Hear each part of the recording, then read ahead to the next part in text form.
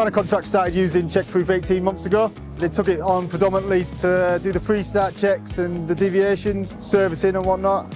I came along to help them manage that. So I started using CheckProof in 2017, started using it in a quarry in the northeast, rolled it out to the rest of the northeast after it was a success. Banner equipment and banner contracts have about 200 bits of kit. There's a hell of a lot of paperwork to manage. With CheckProof, photos, videos can be shared straight away. Parts can be ordered. The deviations can be sent straight to suppliers. It just speeds up the whole process. As well as creating a paper trail so we can look back at the history of machines and find out common faults, common issues.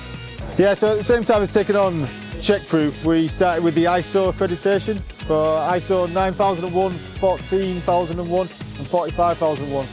And we didn't realise how useful that CheckProof would be to gather evidence for the ISO audits.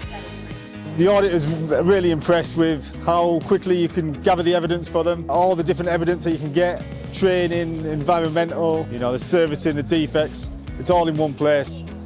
Yeah, so we do everything on CheckProof. Anything that was paper-based, we tried to convert onto CheckProof now.